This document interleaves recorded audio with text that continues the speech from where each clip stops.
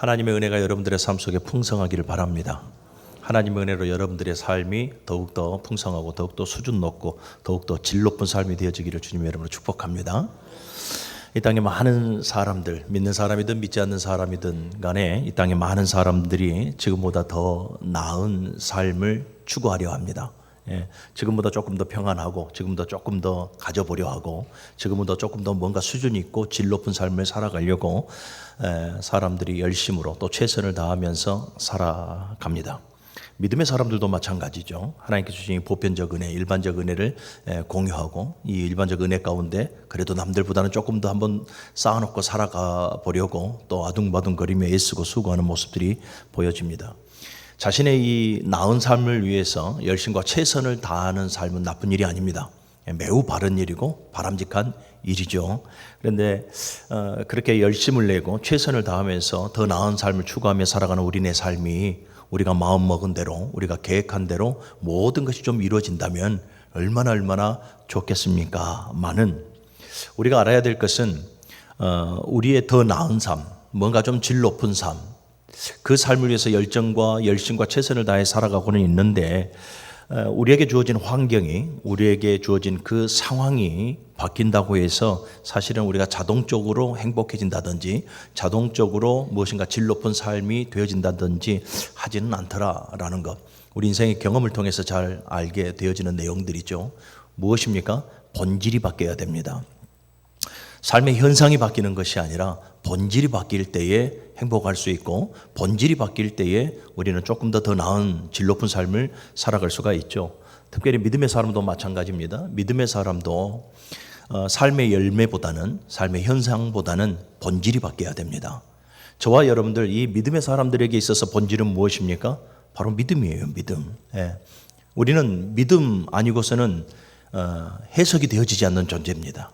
하나님께서 우리들에게 믿음을 주셨고 하나님께서 우리에게 그 믿음으로 말미암아 구원하게 해주시고 우리가 간구하는 기도의 그 제목 하나도 믿음으로 구할 때에 이루어지게 되어지죠. 믿음입니다. 믿음. 신앙인들의 본질은 믿음이에요. 그래서 여러분 우리가 믿음이 멈춰서 있는 것이 아니라 믿음이 성장할 때 우리는 조금 더 성숙한 그리스도인들이 되어지고 우리의 인생이 달라집니다. 믿음이 성장할 때에 우리의 인생, 우리의 삶의 질이 달라진다.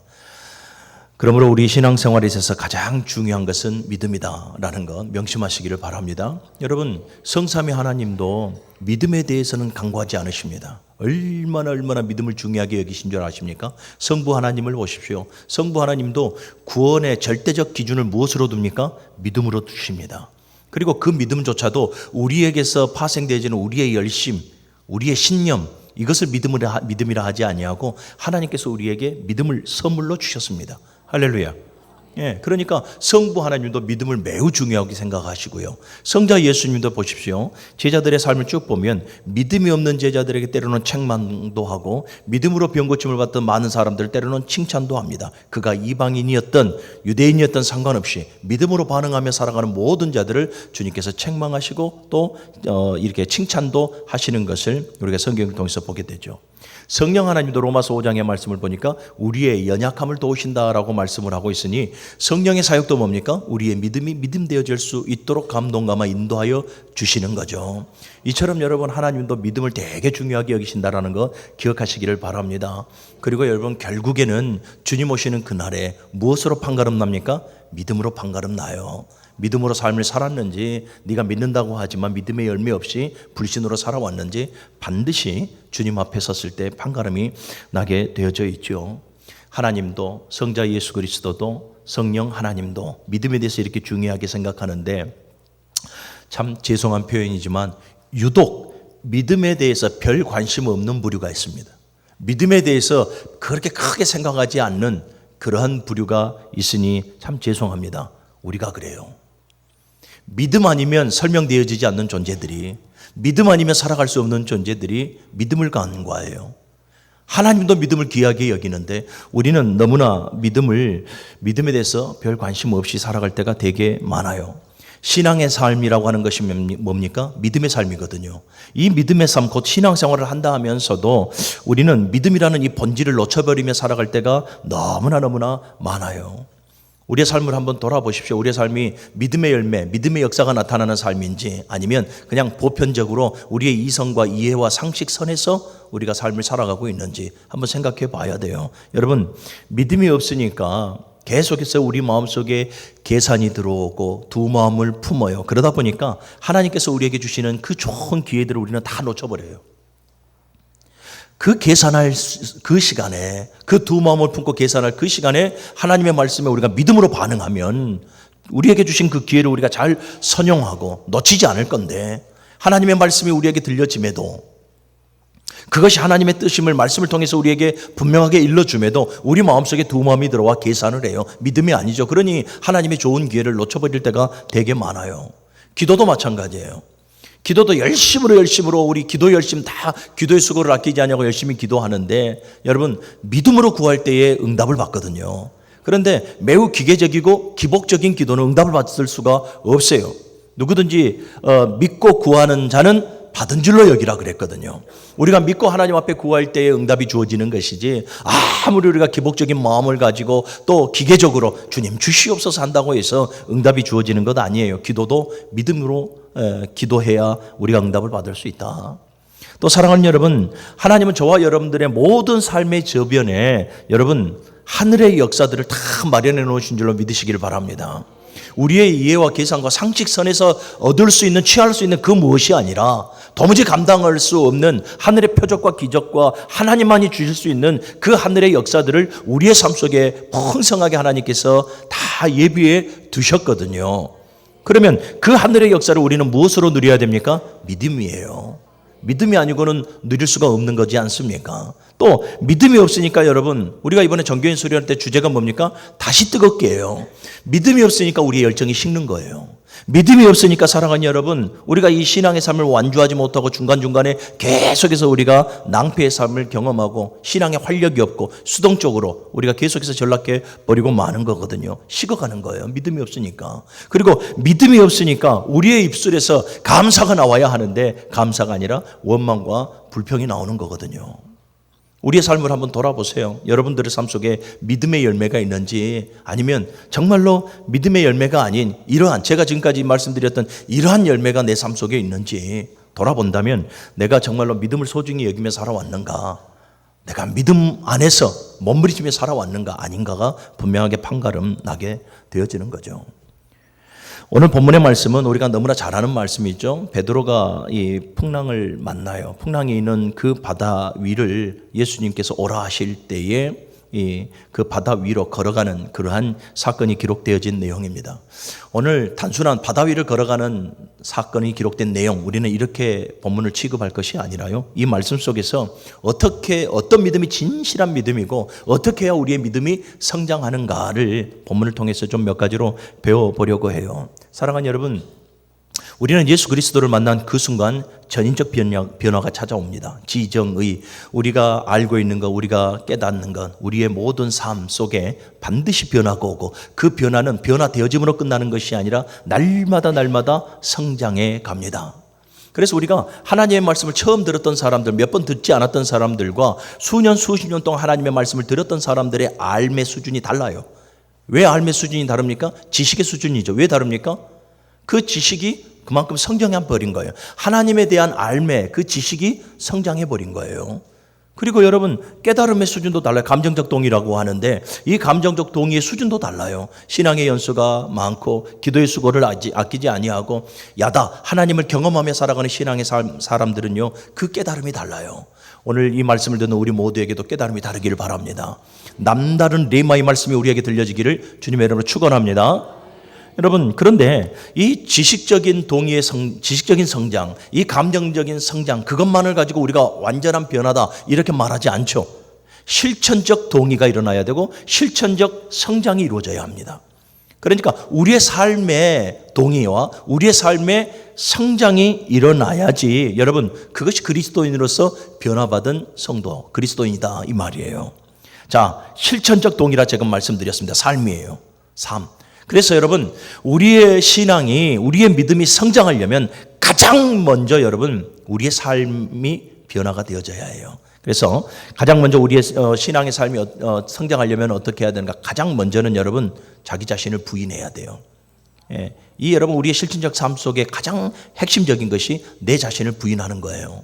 그래서 여러분 마가복음을 보게 되어지면 마가복음 8장 34절에 보면 주님께서 말씀하신 바가 뭡니까? 누구든지 나를 따르려거든 자기를 부인하고 자기 십자가를 지고 나를 따를 것이라 라고 분명하게 말씀하고 있죠. 자기 부인이라고 하는 것은 뭡니까? 자기 자아예요. 자기 자아, 자기 욕심, 자기 계획, 자기 뜻, 이 모든 것들 자기에게서 생성이 되어지고 자기에게서 파생이 되어지는 이 모든 것들을 말하는 건데, 그러한 모든 것들을 철저하게 부인하라 라고 주님은 말씀하고 있어요. 이는 즉 곧 이는 어떤 말씀입니까? 너를 따르는 삶이 아니라 주체가 네가 아니라 하나님이 되어져야 되고 하나님의 뜻을 쫓는 삶을 살아가야 한다라는 것을 분명하게 그리고 명확하게 우리에게 일러주고 있더라라는 거죠.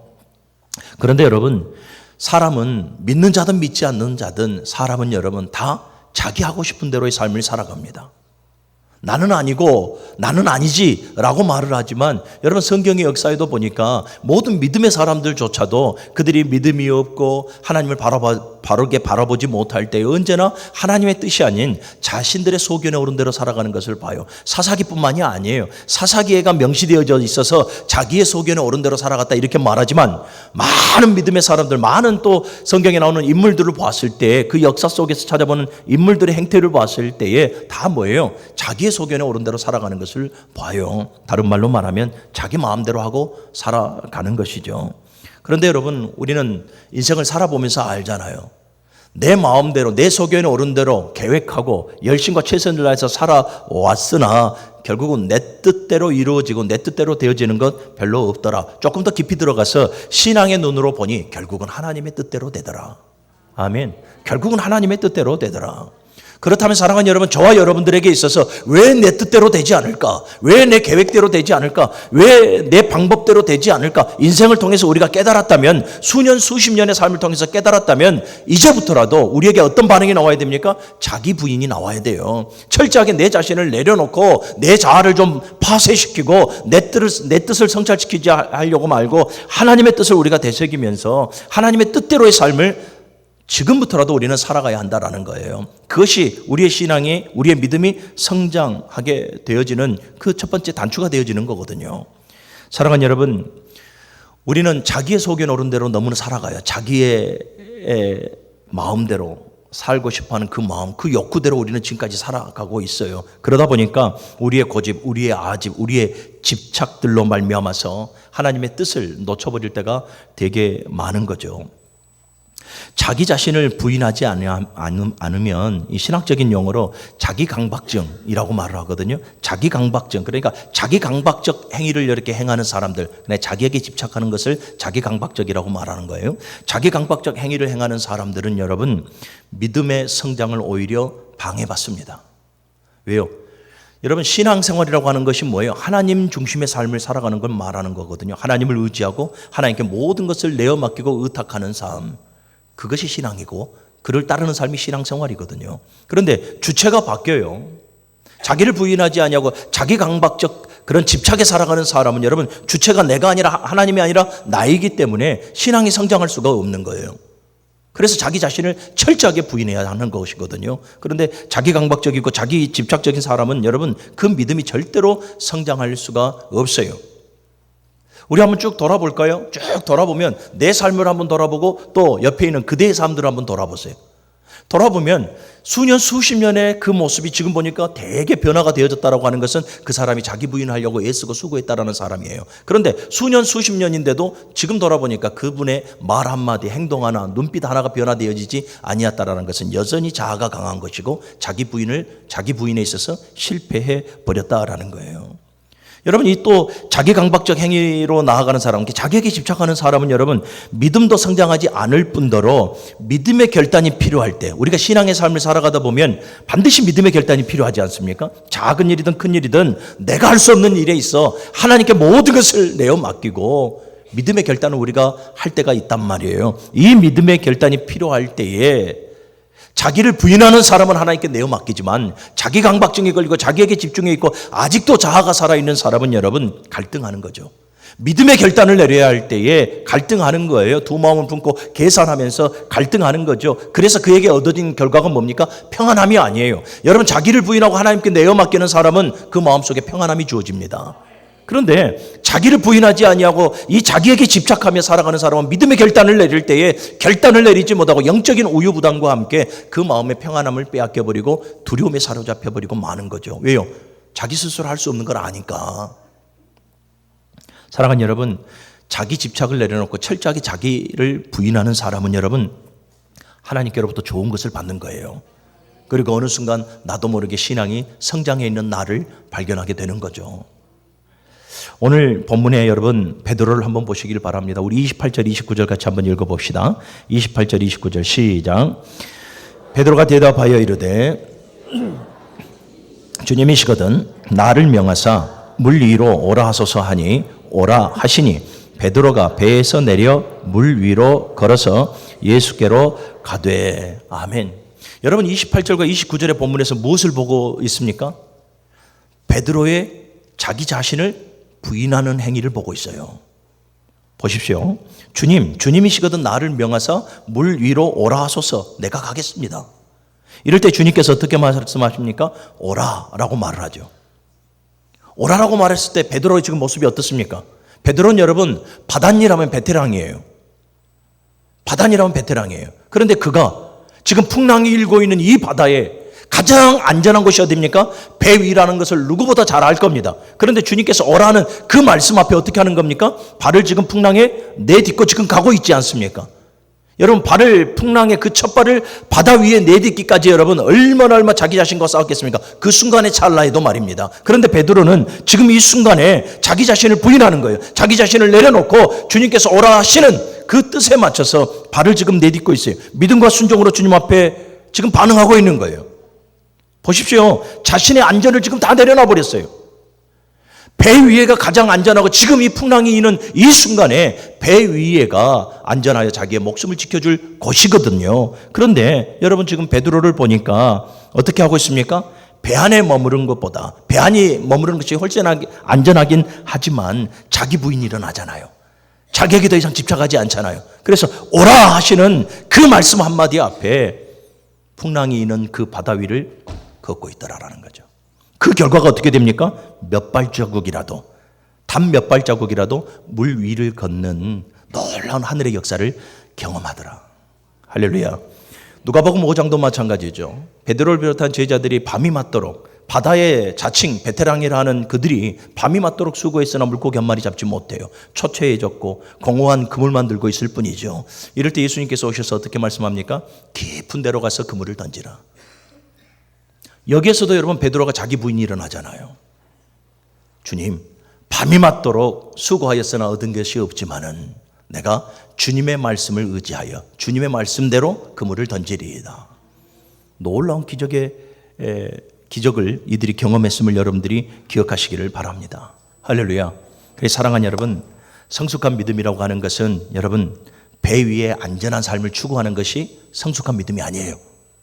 배 위에 안전한 삶을 추구하는 것이 성숙한 믿음이 아니라 풍랑이는 배 밖이라도 여러분 자기 자신을 부인하고 오라 하는 주의 그 말씀 앞에 발을 내딛는 것.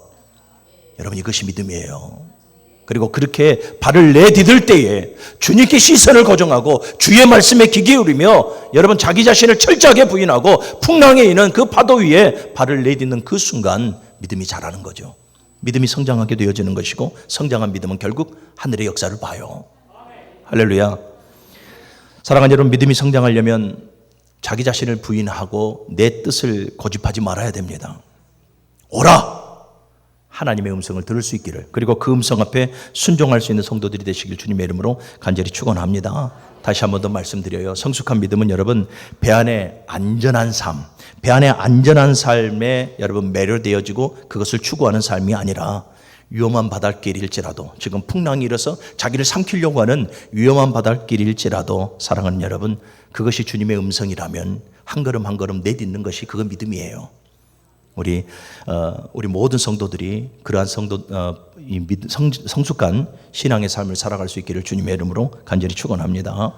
자, 두 번째, 우리가 믿음이 성장하려면 어떻게 해야 되는가? 삶의 모든 영역에서 하나님을 신뢰해야 한다. 여러분, 믿음이라고 하는 것이 뭐예요? 신뢰예요. 하나님을 향한 신뢰거든요. 그러면 이 믿음의 삶을 우리는 언제 작동을 시켜야 되는가? 모든 영역이에요. 삶의 모든 영역. 정말 안타까운 말씀 드리고 부끄러운 말씀 한번 드려볼까요? 여러분, 목사이면서도 이 믿음을 꼭 교회 안에서, 성도 안에서 말씀을 선포할 때 작동하려고 하는 그러한 약함이 있더라라는 거죠. 사랑하는 여러분, 우리는 이 믿음을 단지 교회 안에서 작동시켜서는 안 됩니다. 교회 안에서만 믿음 있는 것처럼 교회 안에서만 믿음을 거론하고 교회 성도와 성도 사이에서만 믿음을 말하고 믿음을 작동시키는 행위를 해서는 안 되는 거예요. 믿음이라고 하는 것은 여러분, 교회 안과 밖에서 동일해야 합니다. 내가 교회 안에 믿음으로 살아야 된다라는 하나님의 말씀을 듣고 믿음으로 살기로 작정했다면 여러분, 그 시발점이 어디가 되어줘야 합니까? 교회 문 밖에서부터예요. 교회 문 밖에서부터 우리가 믿음으로 살아가야 된다. 교회 문 밖에 모든 삶의 영역에서 하나님을 신뢰하고 살아가야 한다라는 것이죠. 개인을 넘어서요, 가정을 넘어서, 직장을 넘어서, 사회를 넘어서 경제와 문화와 여러 분야 모든 삶의 영역을 초월해서 우리는 믿음으로 살아가야 됩니다. 하나님을 신뢰하며 살아가야 됩니다. 그런데 저와 여러분들의 안타까움은 뭐냐면 내가 이해할 수 있는 이성의 영역, 합리적인 나의 사고의 영역, 내가 계산할 수 있는 나의 유한한 영역, 그 영역 안에서 우리는 하나님을 신뢰하려고 합니다. 여러분, 이건 믿음이 아니라 상식이라고 하는 거예요. 성도는 믿음은 바라는 것들의 실상에 보이지 않는 것들의 증거를 바라는 거거든요.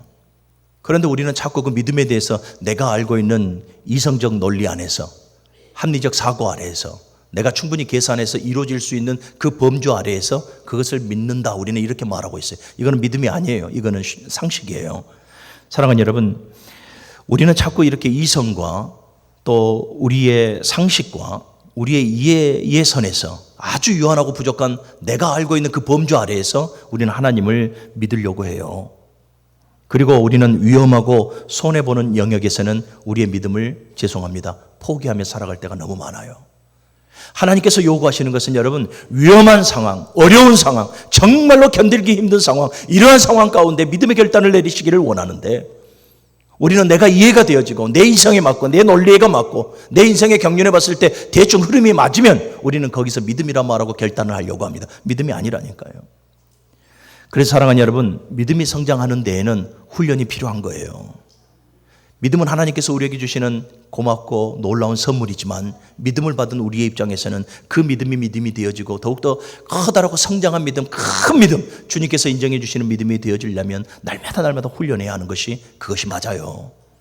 여러분, 이스라엘 백성들을 하나님께서 광야 40년으로 이끄십니다. 왜 광야 40년으로 이끄셨습니까? 그들이 내 말을 청종하고 순종하는지 않는지를 시험하려 하사, 테스트하기 위함이에요. 훈련시키기 위함이에요. 보세요. 광야에 40년 동안 이들이 하나님 앞에 길리고 훈련을 받습니다. 훈련을 받고 나서 여러분 딱 광야 40년 마치고 이제 여호수아를 필두로 하여서 요단강 앞에 딱 섰잖아요. 그들의 모습을 봐요. 어느 누가 이 몸에 거두시기에 요단강이 창궐할 때 어느 누가 원망하고 불평한 사람들이 어디가 있어요?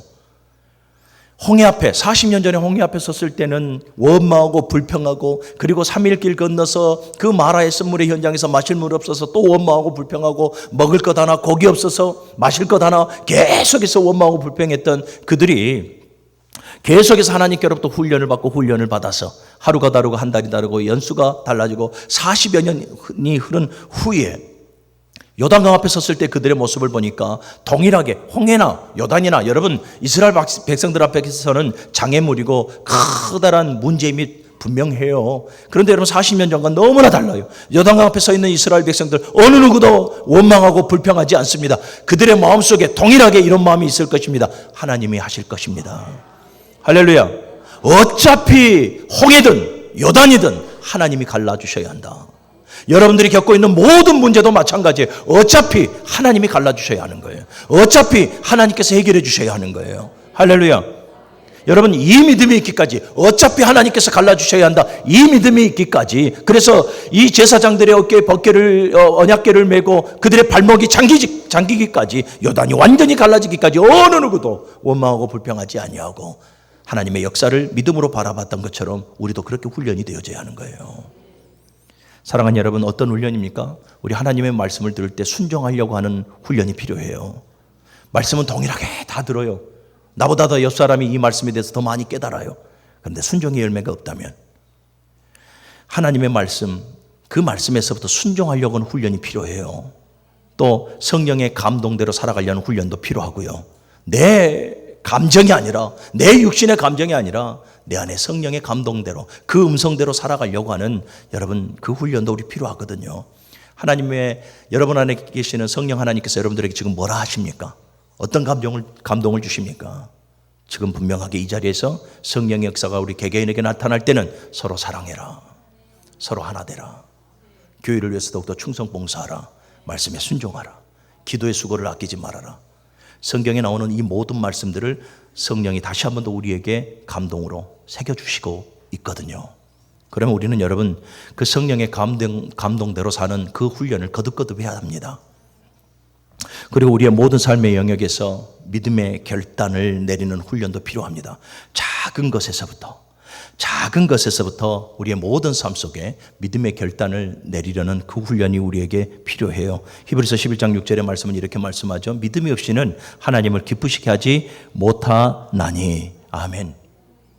사랑하는 여러분, 믿음은 지식이 아닙니다. 이해와 상식이 아니라 우리의 모든 삶 속에서 우리가 바라보고 있는 하나님의 일하심이고 하나님의 역사입니다. 삶의 모든 영역, 그 작은 것에서, 그 작은 곳에서 사랑하는 여러분, 믿음으로 살 수 있기를 주님의 이름으로 간절히 축원합니다. 마지막으로 여러분, 우리의 믿음이 성장하려면 어떻게 해야 될까? 두려움을 버려야 한다라는 거예요. 여러분, 믿음이라고 하는 것과 이 두려움이라고 하는 것은 매우 상반된 개념을 가지고 있습니다.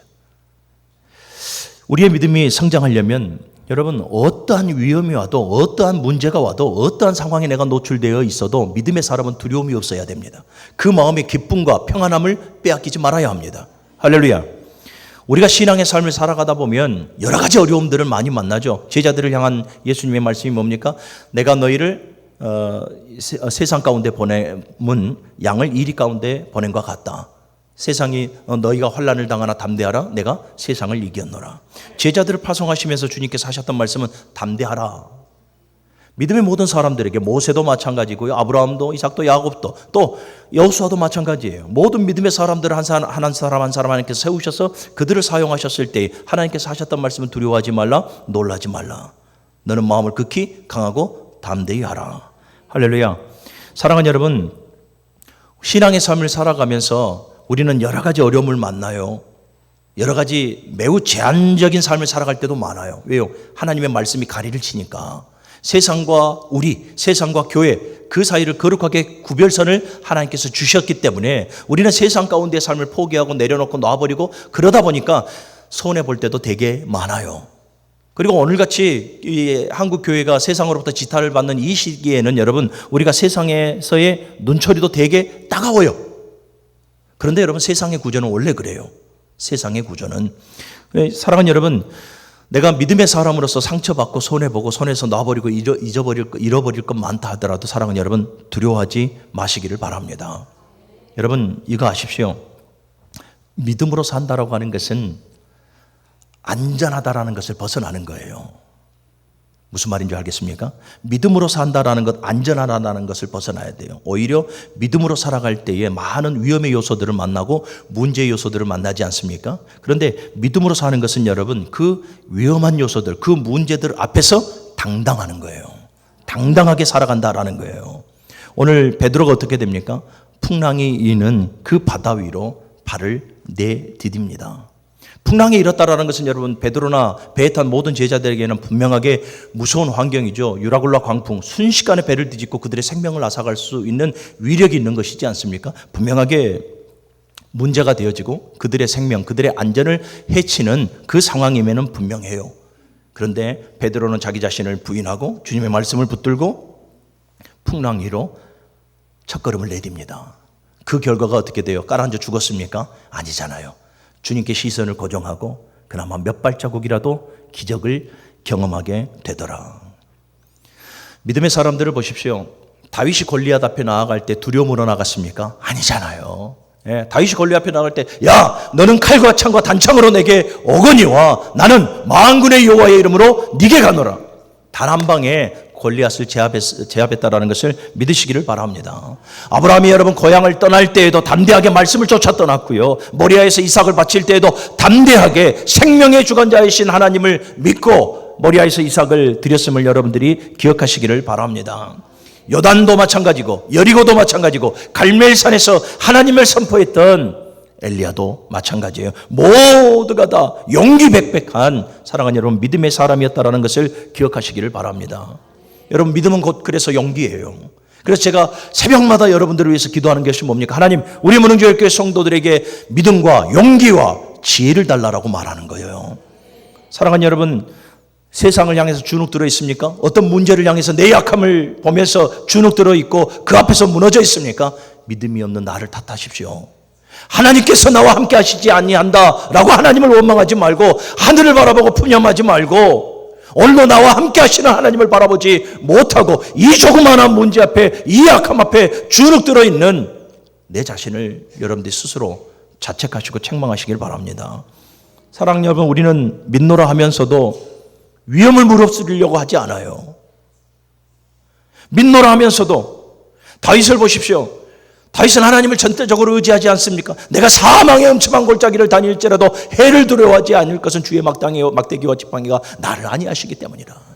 사망의 음침한 골짜기라고 말씀을 하지 않아요. 그러한 상황 가운데 놓여도 다윗은 두려워하지 않아요. 그것이 바로 믿음이죠. 그것이 바로 성숙한 그리스도인의 모습이고요. 사랑하는 여러분 믿음은 아는 길로만 다니는 것, 안전한 길로만 다니는 것, 익숙한 길로만 다니는 것이 믿음이 아니에요. 믿음이라고 하는 것은 한 번도 가지 못해도 그 가려고 하는 그 길이 정말로 사망의 음침한 골짜기와 같은 내가 정말 싫은 곳인데도 내가 정말 싫은 사람인데도 사랑하는 여러분 우리는 주님을 붙들고 가는 것 그게 믿음이에요. 그래서 야고보 사도는 야고보서 2장에 보니까 행함이 없는 믿음은 죽은 것이라 단호하게 우리에게 말하고 있는 것입니다. 사랑하는 여러분 또 한 가지 오늘 본문을 보면서 우리가 또 믿음에 대해서 봐야 되는데요. 30절의 말씀을 같이 한번 읽어봅시다. 30절 31절 시작. 바람을 보고 무서워 빠져가는지라